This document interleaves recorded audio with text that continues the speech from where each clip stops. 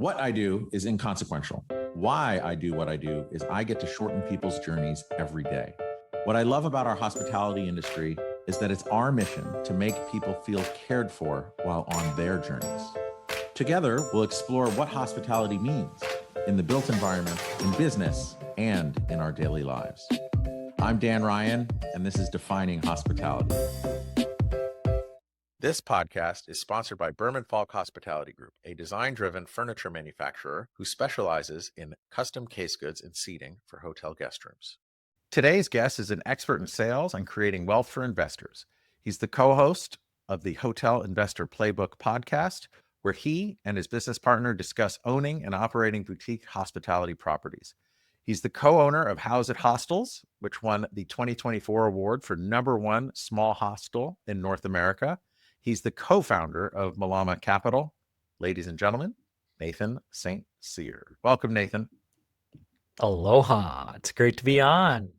I'm so sorry. I should have said aloha and mahalo for being on. Thank you for becoming part of the Defining Hospitality Ohana.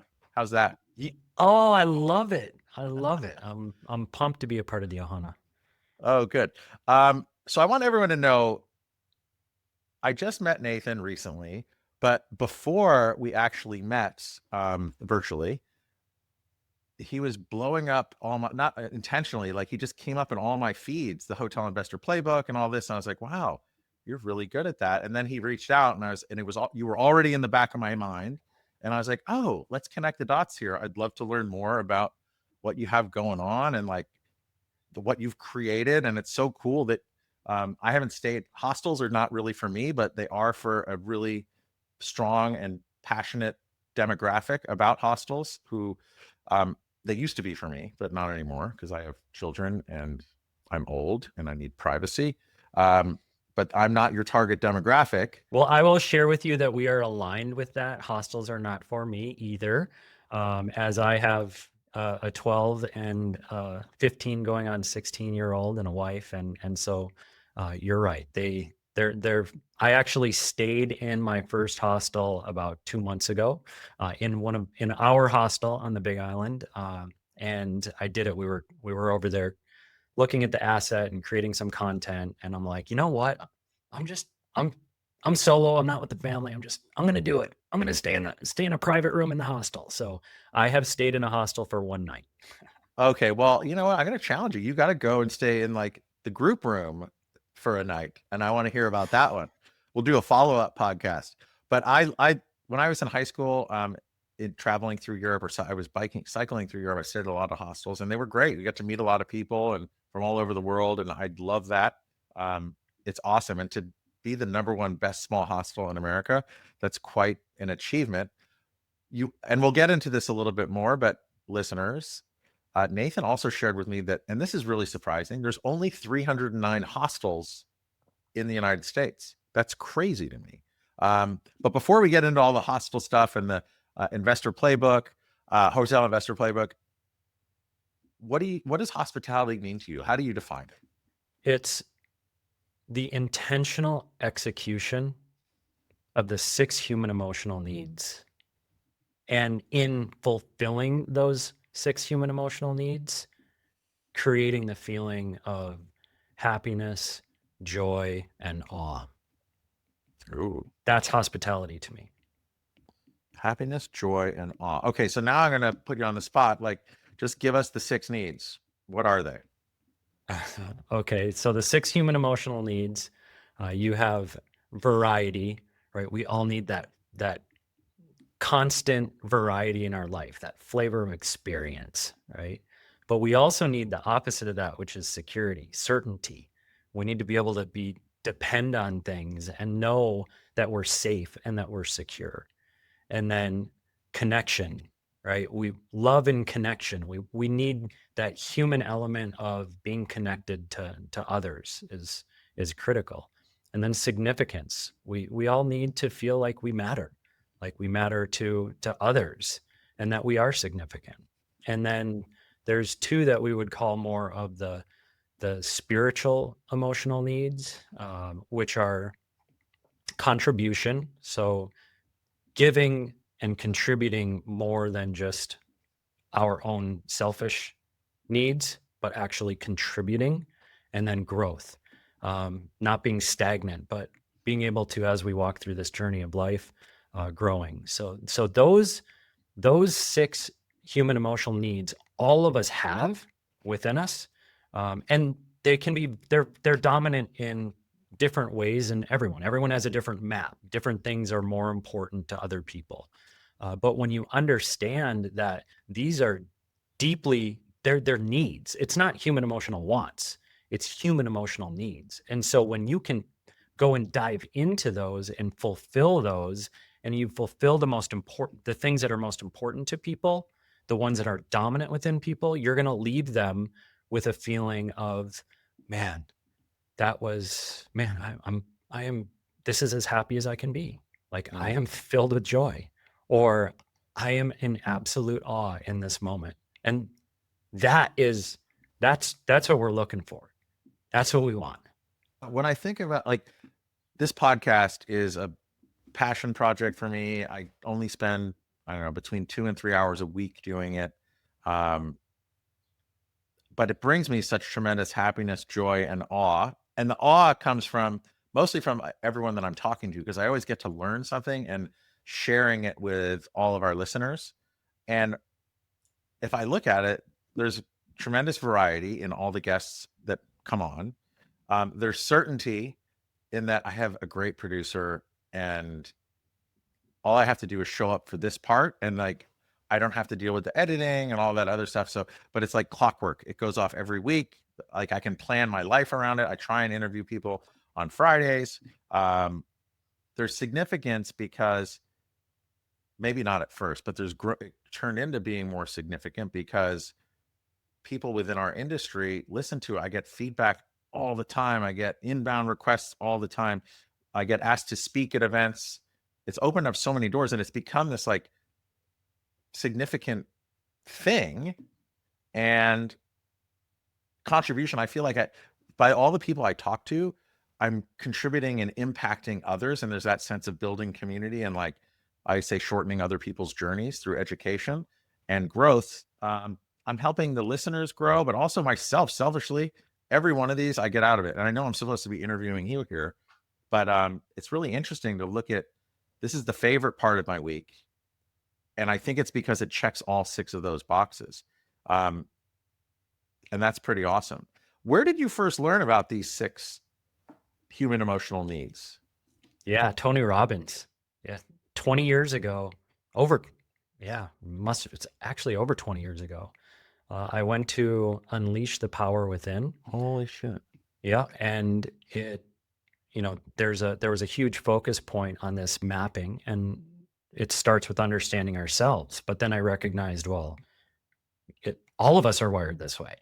And so whatever I do in life, that if you can really focus on the understanding of delivering this and fulfilling this for people, you're going to have an impact. Wow. It's so interesting. I don't know, like, I've been an entrepreneur since I was, I don't know, 26. I started my first company, and probably somewhere about 14 or 15 years ago, I went to an Unleash the Power Within. It was like right after the global financial crisis. I went with my best friend Mike, and we're like, let's just go try, because like nothing else is happening. And it was, what I loved about it. Some people may see it as like a cult or a guru or whatever, but it's just, I look at it as like this. It gave me this incredible set of tools that I didn't have in my toolkit, and self-realization. But for me, it was the first time I'd ever spent like 3 days just like looking inward at myself and having like actual exercises and a framework to like dig into those things to help uncover a lot of this. And it set me off on this path of, which ultimately led up to us speaking right now, but joining Entrepreneurs organization and being involved in forums and I don't know, just all of this learning, doing this entrepreneurial master's program and interviewing people and being on leadership teams and writing. And I think if I go back, it was really that. So anyone listening, I would definitely I have no skin in the game here, but just like check it out. I think he's doing a tour right now of Unleash the Power Within. How did you find it 20 years ago? Yeah. So I was a sales leader and my company sent me. And so I had won something and um, for winning that, I got like an elevated status where I was like diamond elite or some crazy thing, right? But it was awesome because I got to shake his hand. I was in like the front row and I was like, Oh, yeah, I wow. got to shake his hand. And that hand was like massive. That thing freaking wrapped around me like I was nothing. Um, but but look, I the takeaways, that was a pivotal moment in my life. It really was. And some of the things that you just said just brought back, I was just like, filling me. A huge takeaway from that was that 80% of success is based on mindset and 20% is based on then execution, strategy, all of that stuff, right? The how. But if when I go and look around me, what I see is the flip of that. Most people are spending 80% at least of their time figuring out the how, and they're not focusing on the mindset part. And when you really look at that 80% mindset, people go, well, what does that really mean? Like, what mindset? And I think that there's two components to mindset that are critical. And the first one is state, right? Your physiological state. And that comes from this. You have to be intentional in putting yourself in the highest and best state consistently. Do you know what's interesting? I've actually forgotten all of this, but it like you're having a flood back. It's coming back. But the other thing I learned is that no matter how you're feeling at any point, whether you're up or down, but if you're feeling down or just lethargic or depressed or sad, there's always a way to change your state, either through breathing or I don't know. He did these power move things, which I totally forgot about, but you can like shock yourself into changing your state immediately, which can get you out of anything. It could be going for a run or anything. And then that was a real surprise to me. And now I haven't thought about that in 15 years because I think it's just become a part of who I am that I always have this trigger that I can change my state. Yeah, well, most people don't, and most people and what that is what's happening is your state is based on your thoughts. If you really look at it, right? When what you just talked about is all of the feelings, but the feelings of depressed, down, sad, those feelings are they're the barometer for what's going on in your mind. What are the thoughts? But what people don't realize is who controls the thoughts. We do. That's the discipline. That's the you can, but if you don't have that discipline, you're no longer the driver. You're no longer in the driver's seat of your mind because your mind's going to think no matter what, whether you're taking control of your mind or not, the thing's going to go. And so what happens is when you're not disciplined in controlling the thought, then thoughts are just going to go. And a lot of those tapes that run, they're going to be the ones with self-doubt and with fear, and they're in the future, and they're all of these things. But when you can recognize and create disciplines around being the gatekeeper of those thoughts and saying, no, wait, man, I'm going to be in the driver's seat. I'm going to sit in the driver's seat of my mind and make sure that the thoughts that I have are aligned with ultimately what I want. And it's look, it's simple in in just talking about. It's much more difficult to create those disciplines. Yeah. Well, I feel like I walked away with tools to develop and focus on those. You know what's interesting, is and thinking this is so crazy, but like thinking about those feelings that are not when you're not in your best state, right? So you're down, depressed, or it's your intuition, right? There's ways to change it, but I've also found that there was a time there when I would just ignore all of that, right? And just push on and like go, go, go. But even though those things are there, I don't think you want to get rid of them totally because I think that intuition also is a good gut check to just be check in with and be like, okay, what is my body or intellect or emotional self telling me that maybe I'm not listening, that I'm just powering through right now? And I think it took me a while to like, I pushed those down a lot. And then I'm like, okay, those do serve a purpose. And I do need to check in with them every now and again. I think that that's gaining clarity, right? I think it's important to recognize and gain clarity, but at the end of the day, is it fear? What is it? What is it really that if you can then figure out, okay, well, cool, this is what it is. So is that real? Is it something that I have to solve? Is it not? But to reframe what's happening, and usually the emotions that we feel are secondary anyway, right? Oh, I'm angry. Well, no, I'm not angry. I'm sad. And anger is the way that I'm feeling. It comes out in anger. So yeah, I mean, the bottom line is I could spend days, diving into this, and then the disciplines in my life that I've put forth so that I continue to focus on 80% of it being this mindset. The other part of that, aside from just your state, right, is your beliefs. And what I recognized coming out of that is that beliefs are they're a choice. Like you can sometimes we don't even realize that we believe something. But then the thing that's so powerful about a belief, it is your strongest form of thought. And we have the ability, if there's a we want to get somewhere, we have to ask ourselves, do my beliefs align with that? And if not, then it's cool. I can make a change there, because belief is the powerhouse. Belief is the thing that's going to create the highest level of manifestation in our lives. And so it's really critical that we put intentional focus into our beliefs. They're the powerhouse behind us, and that we're able to connect with our subconscious mind and make sure that our subconscious mind understands that this is our belief. I also think beliefs and ideas are the most powerful weapons in the world, right? If you look at what starts wars, it's beliefs, right? And then once everyone coalesces behind those beliefs, like it's a clash of civilizations. It's insane. It Um, is. wow. Okay, so you weren't born thinking about how can I make the number one hostel in the country, right?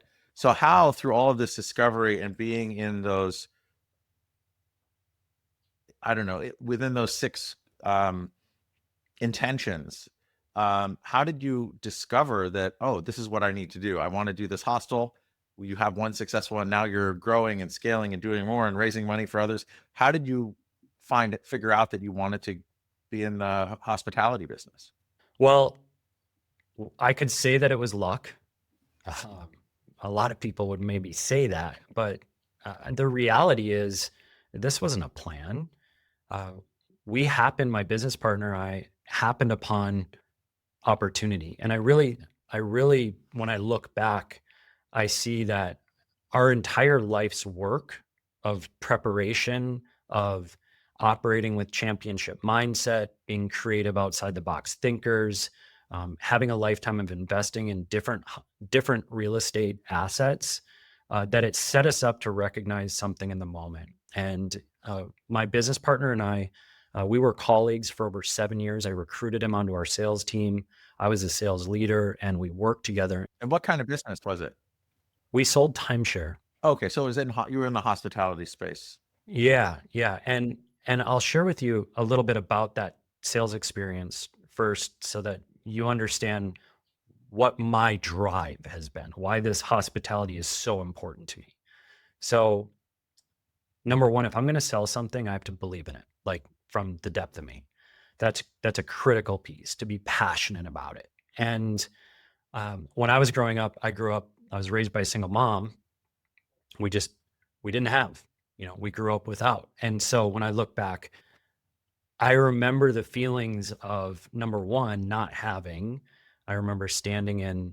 It was so stupid back then, man. They made me stand in a separate lunch ticket line to get my lunch tickets because I was on reduced pricing lunch tickets. Nothing like the spotlight of shame at a young age. Right, and you actually then they gave you a different colored ticket, so everybody would hand in their pink ticket, and mine was blue, and it was like, when you stood in the line, you had to give me your ticket, and so I hated Mondays because I had to go and stand in that stupid line where there were only, like, 2 of us. The other line was so it's just yeah, I was really impacted, as a as a kid financially, number one, but then number two, going back like after summer break, and the teachers would say, all right, let's write an essay on what you did for the summer. And it was just, just it hurt that kids would be like, we did this and we did this and we did this. And those were all experiences. They were out there experiencing the world. And I was like, well,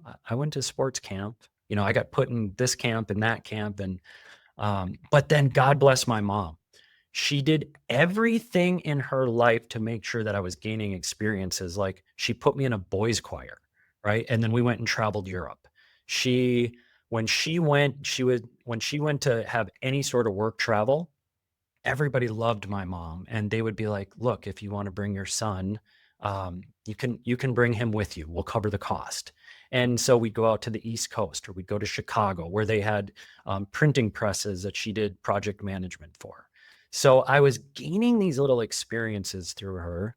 And then the most memorable experience I had was, she worked for 2 years. She got written up in like Red Week magazine for this. She took on uh, a, a second job as a waitress. Took her 2 years. She earned enough tips to where she took us to Disney World.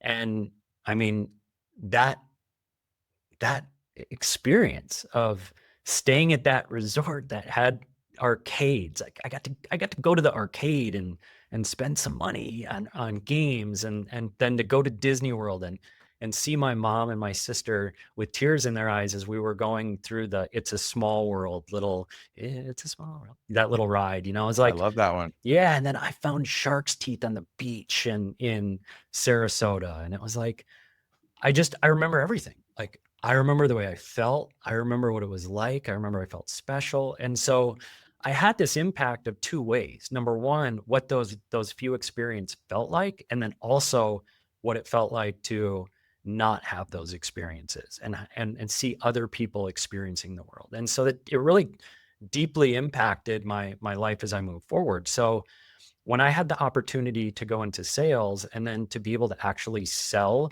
vacation plans to people, it was just it was a perfect fit. Hospitality and experiences meant more to me than anything. And so that's really where my journey in hospitality started. It's where then I also started to recognize that my leadership skills were my greatest skill set, and that within leadership, that finding who's, not how, was the most important piece. So I started building teams and shaping the type of character and the type of grit and all of the alignment of values that mattered. And when I found those right who's, that we were really unstoppable. And that's where I met my business partner. And we worked together for, over 7 years. He actually became a leader under me. So we just knew each other, but we also knew that we had very um, complementary skill sets. I was more of the visionary and the leader and the team builder, and he was very, very detail oriented, process oriented. He'd already had a background of buying and selling businesses. He had a different different focuses than I had, but we both had a passion for real estate, and we wanted to do something big together. And so we had been taking. He went off into the short-term rental world here on Maui and created two unbelievable properties, but then restrictions, regulations, he recognized he couldn't scale that here in the islands. And we wanted to do something big together. So we took an apartment building, a multifamily educational course. We wanted to be able to leverage from an investment side, commercial real estate. And so, we both had these values of generational wealth, time freedom, financial freedom, and we had a passion for real estate. So we went off onto this venture, and the first property that we called on, we were at work. We went into the back office and we're like, all right, here's an apartment building. Let's call on it. And we called, and the real estate agent said, oh man, I'm really sorry, that just went under contract today. So we can't show that one. But in the comments of this first apartment building that we looked at, it said previously being run as a hostel. And we asked the question, well, hey, what does this mean? And the real estate agent picked up on our like curiosity, and he started, even though we didn't even get to look at this property, he started sending us all of this information on hostels. And he picked up on that. My business partner recognized that the margins in hospitality in his short-term rentals were so dramatically superior to what long-term rentals were, or what really the apartment buildings were going to be. And so this thought process for us of, is there a way to combine the margins of short-term rental, but with this hostel idea? And the reason that this was so important is because hotels on Maui, there hasn't been a hotel sold on Maui in the past decade for under $25 million. So hotels it wasn't even a thought for us. But all of a sudden, this opportunity to say, wait, can we combine hospitality, which we both had a passion for, the margins, and this unique business model of hostels? And so that started the deep dive for us into what is a hostel, and is this something that we think is viable? So in the realm of commercial real estate, you might have industrial on one side, maybe office kind of over there, multifamily, and then hospitality is like usually on the other side from a risk perspective, right? They're much riskier. You have to show much higher returns. But then that risk often is balanced out by people saying, oh, well, it's kind of a hedge against inflation in my overall portfolio because you can reset the leases every day if you wanted to. How do you model out a hostel from, if you're raising money, what kind of returns do you perform out for your investors? Yeah. So when we look at properties, when we underwrite properties now, in the beginning, we just bootstrapped everything. But really, when we look at a hospitality asset, we look at, okay, for inner underwriting, the first thing we start with is, does it deliver based on our value add concept in a 7-year term? Does it deliver a 20% plus IRR? Does it deliver a 9% plus cash on cash return with an 8% plus preferred return for our investors? And does it have a 2.5 to 3 times multiplier in that 7 to 10 years?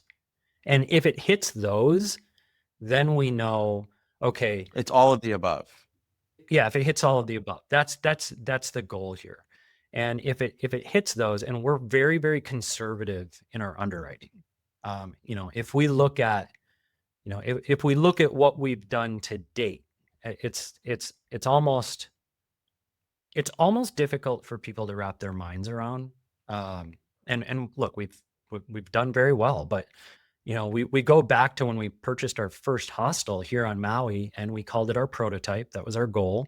Our goal was to develop the prototype because we wanted to build a hostel brand. And we purchased this building for $821,000. Our budgeted NOI for 2025 is $800,000. Whoa. Back up the truck. So when you look at that doesn't happen in multifamily anymore. Right. What we found is that there's these very similar fundamentals, but because of the business, like you talked about, hospitality is a business. And because it's a business, you have way more levers that you get to pull within that business than you would with just a traditional commercial asset. But you can also say, these are the people who are against investing in hospitality. It's too risky. There's too many levers. It's too complicated. I don't know. What do you say to those folks? Totally fair. Yeah, absolutely. Totally fair. At the same time, when we underwrite, we don't underwrite with what's our best case scenario. We always look at what's our worst case scenario. So we had a plan with this. Okay, well, what if this doesn't go, right? What if this doesn't go as well? Then what do we do? What is a secondary plan with this asset? What could we do? So the first goal for us always, 100% of the time, is how do we not lose money? So we go into it with a plan of how do you not lose money first? And then from there, look, we've had to navigate, we've had to navigate COVID. We've had to navigate the Maui wildfires. We've had to, we've, we've been tested. That's for sure.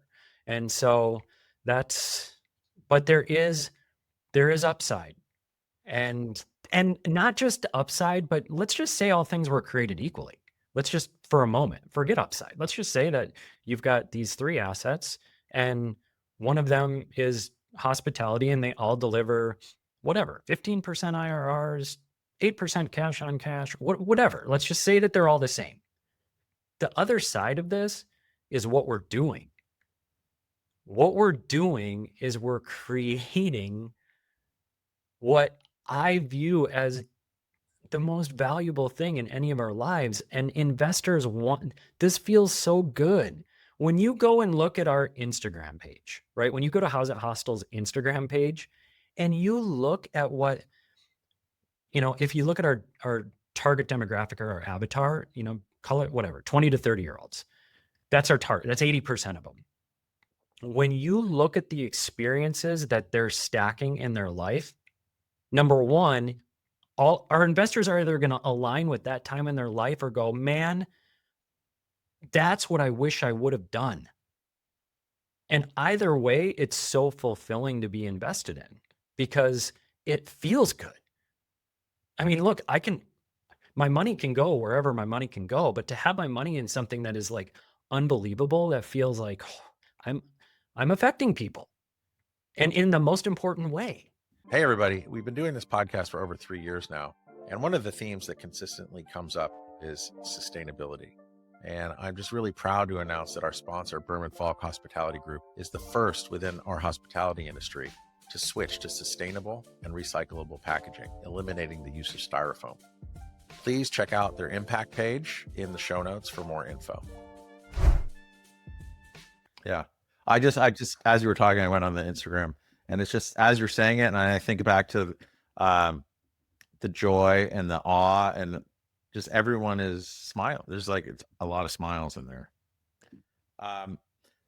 As you approach each project, so you're building these communities, these hostel communities for a really tight demographic that I'm not a part of, and you're not a part of either. How do you structure it as far as, is it a fund that you're raising for multiple, or do you treat each one as its own entity and LLC and have your GP and then you raise LPs as well?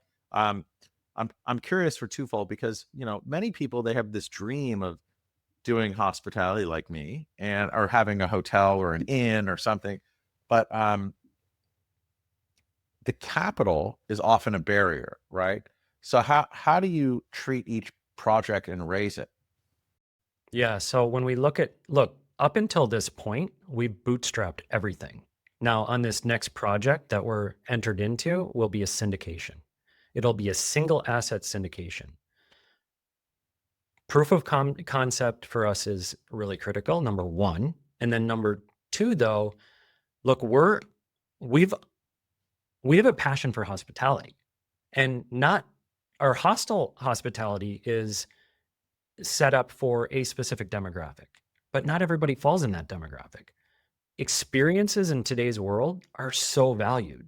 So there are similarities between what we're doing and experiential stays, unique stays. We were invited to the Unique Stay Summit, and there's unbelievable opportunity in that asset section of hospitality. Boutique hotels, being able to, there is a very, very unique timing that we've never seen before, right? People talk about it all the time, the silver tsunami, right? The baby boomers are retiring, and it's going to be the largest transfer of And dying but at the biggest transfer of wealth in the history of the world. It's crazy. I was on a hike yesterday or the day before with my dogs and a buddy, and he's he's starting a business to a new buddy, but he was telling me he's starting a business to help people on the receiving end of that greatest transfer of wealth in the history of the world. Um, and it's pretty exciting. You think um, about what's possible. I don't think we've really, I'm sure economists have thought about it, but like what do you see and what do you think is an outcome of that greatest transfer of wealth in the history of the world? Well, I can be specific about what we're seeing right now in hospitality. What we're seeing right now in hospitality is that a lot of these independent hotels and hostels, that they're independently owned. There's a big sector of them, and those owners kind of think of them more as like a mom and pop owner that have been involved in the business, that have been running the business, and they're ready to move on. A lot of these assets are not, they need to be brought into today's world. The way that they're being marketed, the way that they're being run, the way that they're physically look, they need love and attention. And what this is doing is it's providing opportunity to create value add experiences where we can take the asset and then understand that today's world also focuses more on experiences. And so there's a space here that fits between the branded hotels, the commodity hotels, that really sits in this experiential opportunity. And to be able to help an owner that currently wants to move on with their life, but a lot of times they don't know what to do with the money either. They're like, okay, well, we have this, we would like to move on and have freedom, but we don't really have a plan with the money. And it opens up awesome opportunities for things like seller financing, and it helps minimize their capital gains. And there's there's an unbelievable opportunity in this. We really, it's almost early adopter, and we're starting to see it a lot more. Look, we have the hotel investor playbook. We're teaching people how to really invest, and whether it's passively or whether it's somebody actually wants to do this. But this transfer of wealth is happening. It's happening right now, and it hasn't been tapped into before. Love it. And then, okay, so let's talk about the hotel investor playbook, because I think that's where you kind of creeped into my psyche, because I get a lot of emails and just in my social media, I guess, because what I'm looking at and how I post for this podcast, it kind of comes across the transom. But when did you decide, like, what's your origin story on the podcast? How did you, what made you want to start it? Okay. Have been a very private person. So I didn't even join. I had zero social media. Everything that I built here, if you go back to the original conversation we had about uh, state, right? Peak being in, for me, being in peak state. Well, for me, what that's meant is through my life and career is shutting out the noise. Like, I don't need all the noise. Look, I control my own state, and the more noise there is. So I never even created a Facebook page. I didn't have Instagram, none of this. We built in private. I built my sales teams in private. So I never did it publicly. People don't know, have not known what I'm doing. Now you're turning yourself into one of those boomers we were talking about a couple minutes ago. Exactly, right? Well, that was me, right? That was me. And and so my business partner and I decided in 2024 that we were going to level up, and we bootstrapped everything to this point. We've done. We have about a $30 million portfolio now, 4 commercial properties here in Hawaii, long-term rentals, short-term rentals, the whole thing. But we recognized we got as far as we could, and that we've got a massive vision. We have a vision to build a $400 million company. And to do that, we were going to need to then depend on capital. We couldn't do it all on our own. So we joined a mastermind at the beginning of 2024. And what we recognized is, number one, success leaves clues. We don't need to recreate the wheel, but success leaving clues in today's world means there's an unbelievable opportunity to get eyeballs on you. You got to tell your story. And there's all of these different avenues to tell your story. And we were not comfortable with the whole Facebook and Instagram. And we're like, no way, we're not doing that. we're operating in a different world. That's the reality. And eyeballs equate to equity. Yeah. And so what we did feel comfortable with is, hey, we could do long form content.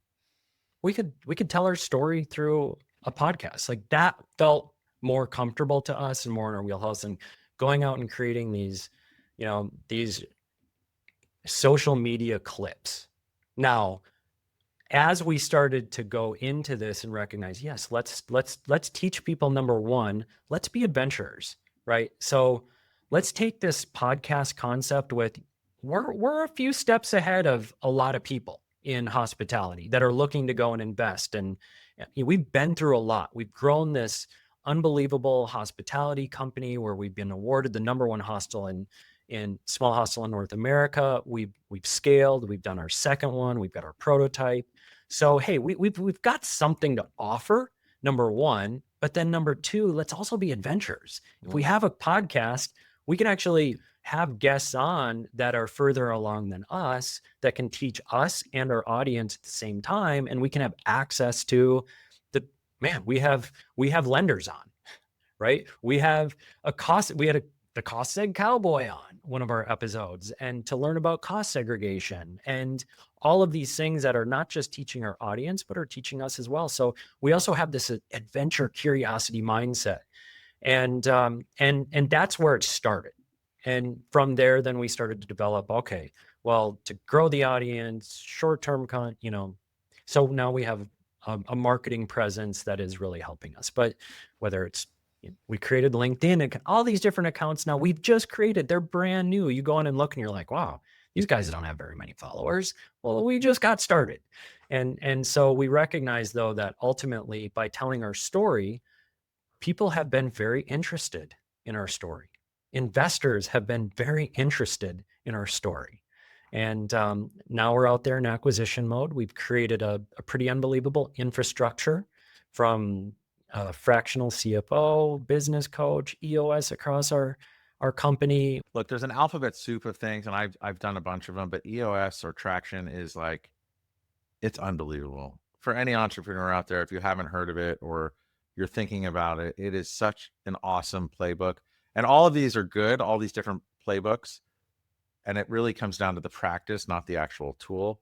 But that book and the way that they showed it and the way that they organized their level 10s and their values and their, I don't know, everything is just amazing. That was like transformational for me as well. Yeah, we hired a business coach to really help us because we were spending so much time in the business and we needed to shift An to our implementer. Yes. And so that process, I want to share with you the impact of that. If you look at, if between my business partner and I, we were probably spending 60 hours a week on operations, working with the team, building processes and systems. He's really the process guy. I'm the people guy. So whether it was meetings, like all of this stuff, we were spending all of this time and we're like, man, we don't have time to do anything to work on the business. So after we made this switch, between the two of us going from 60 hours a week on operations, now between the two of us, we're down to 5 hours a week. So we run $2.5 million worth of revenue on 5 hours a week. We're pacing $1 million of NOI on 5 hours a week. And that was the power of EOS. And just so for those of you also don't know, EOS is the Entrepreneurial Entrepreneurial Operating System. And it was written by, it's probably up on that shelf, my business porn shelf, but it's Gino Wickman. Gino Wickman. Yeah, they're pretty awesome. And I know so many entrepreneurs who dusted that one off or bought it, and it's changed the course of their existence. One question I actually haven't talked to that many podcasters, but from doing that outside of your business, I know it's a part of your business as a wheel. What's the most rewarding thing you find about doing a podcast? I just took screenshots today.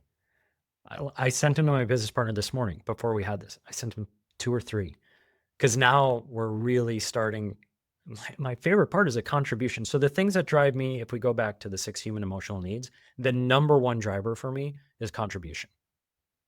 So for me, and that's if you look at leadership and building teams, well, the thing that gives me such fulfillment and energy in life is to contribute to someone else's journey. It's more important to me than my own. And so to receive feedback, because when you're doing a podcast, it's like you're speaking into the void. Totally. You don't know. You're just like, all right, well, we're just talking. 2 or 3 of us are just having this conversation. We've got this intent, but what does it really mean? And to get feedback of people saying, like the title of this guy's was Dropping Nuggets, Please Don't Stop. Someone else said, I've been devouring your content. And what there's and then they go on and they put, those are like the intros, but then they go on and they say how we've really impacted them, and that they're learning and they're growing. Someone's under contract for their first property. Other people are partnering and they've got other, there's just, it's really, really cool to know that by putting this time in, that we're really having an impact on other people's lives. For me, that's the coolest part. I think that's my favorite part too. And the impact, and my listeners have heard me talk about this. I think what makes the impact so great for me also is that I feel so bad for the young kids that are just starting to come out of college or high school and just going into working in an office now, because it's, even though people are coming back to work, it's still hybrid. People are not in the office as much. You don't get to hear or overhear those conversations or see how people who are older than you in the organization react or act in certain situations at the water cooler or waiting for copies. I don't know if they do copies anymore. For me, there was fax machines, but it was, you just don't, that doesn't happen. And I feel like in this hospitality world, or my specific, it's more hospitality design, but also hospitality, I feel like it fills the gap of that water cooler time. And I think, especially for the ones who are very passionate about what they do and why they do it, it helps them hear that shop talks, those stories, or the glass of wine or the beers that would be had after work that aren't really happening as much anymore. And it's really upsetting to me when I see it, when I'm out there. And then I guess my solace is that this is impacting them in that way and kind of filling the gap. And also they can do it asynchronously and fill it in on their own time. But for me, it's definitely the impact. That's number one favorite thing for me. Number two is it's opened up so many other doors and conversations that I hadn't really anticipated. Like I've gotten asked to speak at events or MC events, or I got asked, I'm going to, this will probably have happened in the past. I'm going to go speak at Penn State University, in their hospitality school next week. And there's just all these cool things, starting new businesses, finding new partners. It's just opened up all these doors, I think, because I'm just so curious and talking to all these people. And then it creates this kind of halo effect. It's awesome. But for me, it's all around that impact. Yeah. And what the second thing that you said would be my second thing as well. It is unbelievable the connections that you have the opportunity to make, and it's consistent connections. And these connections they're powerful. All of a sudden it's like, oh, we had a broker on that has, across 23 states with 46 brokers. Well, now we have a personal relationship with them and their team. Well, that could certainly have an impact on our acquisitions, right? Like just these things, and there's relationship behind it. Like, Totally. I'm going to know you now after this. You and me have now we've like shared this moment. And that would be other than just having an impact on others' lives, the impact that it's having on my life with networking, connections, growth, all of that. It's substantial. The other thing, and I'm doing this while you're talking, because I never even look at this shit anymore. I did for a while, and I'm actually upset that I looked at it back in the day because I almost got obsessed with it. But like, they've listened to this podcast in 134 different countries. Like the United States is the most, but like everything from Zimbabwe to Albania. And I think at one point I was number one in Bulgaria. but it's because I interviewed someone from Bulgaria, and I'm sure it was because their mom was the one listener in Bulgaria. But it's the reach is just amazing, and it's evergreen, and it stays out there. And then the Yeah. transcripts are up, and if people are searching for, hey, a career path or something, and they type in these things, it comes up, and it's part of that, the large language models of AIs and everything. And I just feel like I'm leaving a footprint or a stepping stool for other people to step on, and it's fucking awesome.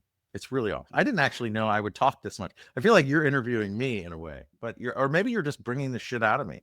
It's pretty great, but I don't often get to think about it by geeking out with fellow podcasters. Yeah. I love it. Awesome. Okay, so you're raising for your next project. You're searching for more, mostly in the islands or also on the mainland as well. Yeah. So when we developed the prototype here on Maui, we thought we were going to build out our goal of 400 beds in Hawaii. And so we purchased our second property on a different island. And what we learned through that experience is, what the heck is the difference between another island and the mainland US? It's the length of the plane flight. Like, we did everything remotely, and it gave us so much confidence. Like, oh, what's the difference? And so instead of just saying, hey, we're going to stick to Hawaii first and then go to the US, we just decided, hey, let's go, let's grow. We are very, very close on our next project, which is really exciting. I can't talk about, we signed a $250,000 NDA. Okay, you could talk about it, but then you'd have to kill myself and every other listener. We wouldn't, yeah, man, Yeah, that so it would be might be tough. hard. But the point is, yeah, we're growing. We've been negotiating properties for potential purchase both here in Hawaii and in the US. Cool. One other thing, as I'm talking to you, because I'm in my normal business of furnishing hotels, with a company called Berman Bulk, our number one KPI is unsolicited positive guest feed or customer feedback, unsolicited positive guest or customer feedback, which means in order to get that, you have to be doing everything else the right way as far as delivering product or projects and product. And it's all that comes from culture and values and all this stuff. I was thinking about you and the hostel thing. Your number one KPI, I'm going to ask you what it is in a second, but I'm writing the story in my own head that it should be like marriages made or babies birthed. How about that? We have welcomed our first Howzit Hostels baby into the world. Yes. Okay. But you have this unbelievable thing of bringing people together and like creating these partnerships of at a very early stage of life. I'm getting goosebumps like really just thinking about it too. It's real. It's real. We do, and we get those responses. People will share with us their wedding photos. So are you tracking those? How many people? No, but you gave me a really good idea. In fact, I was in a hostel when we were looking at a hostel. They do a great job on Oahu. We're just touring different hostels, and they had this board that had these photos of moments like you just described, and it just hit me like, oh wow, that really is powerful. Holy crap. So I've written it down here. I mean, really, if we look at my favorite story of growth, and when you really look at our culture, what we've created, we had two intentions in the beginning, and that was to become the employer of choice in the hostel industry and be the volunteer of choice work exchange within the hostel industry. Those two things, because ultimately that equates to hospitality experiences and the impact that it has on guests. And so when we did our initial interviews, we were hiring for our general manager, first hire. We hired a consultant from Europe that was a successful hostel consultant, because we knew nothing about this. So we hired a consultant and to help us in the beginning, but we really focused on, we wanted our first anybody that worked for us to not just want a job. We wanted people that wanted to be a part of something special and build something unbelievable. And so He was responsible, our consultant, Leor, was responsible for setting up all the interviews, taking in all the applications, and then he would put a column that would say no, maybe, and yes, and then we would decide which ones we wanted to interview. Well, we get down to our final 3 candidates, and we went to log into the call. Um, we were interviewing Zach. Well, our previous interview with Zach, he was in a buttoned up white shirt in his office. He was passionate about hostels, but he was currently working as like a higher level leader in FedEx or UPS or something like that. He had an actual office and stuff behind him, books, and very buttoned up. He was bald. And so we go to have this final interview with him. There were 3 candidates, and we hit send to open up the Zoom call, and all of a sudden there's this kid, 27, hair out to here, rings in his ears, Oh, good. He became his real self, the real Zach. Will the real Zach please show up? tattoos. He's outside, and there's pine trees and a fence, and he's just so excited. He's like, "Thank you so much for this opportunity." We're like, "Who is this?" It was so confusing. Leor dropped off the call. My business partner dropped off the call. But I remembered that one of the no's in the applicants said, "This is my dream job." I asked, "Hey, where are you? Where are you right now, Zach?" And he said, "Oh, I'm in Oregon." And I remembered this person was from Oregon. And we said no. We didn't even hit the maybe list, right? And now all of a sudden, so what Leor had done is he'd sent the invitation out to the wrong Zach. And that's what we've called him for the past 4 years, the wrong Zach. So I go on with this conversation. I say, "Look, Zach, I just wanted to let you know that we didn't feel you were the best fit based on your experience for the general manager position, but we think you're an unbelievable human being. Can I ask you a few questions?" As I dug in, I recognized, wow, this is the type of person we want to build our culture around. So I offered him a position, and the position was 30 days, come stay with us. We'll provide food and board. See what you think. We need somebody to go and create activities. Like, what are the coolest things to do on Maui? And then how can we go and make that into like part of our business?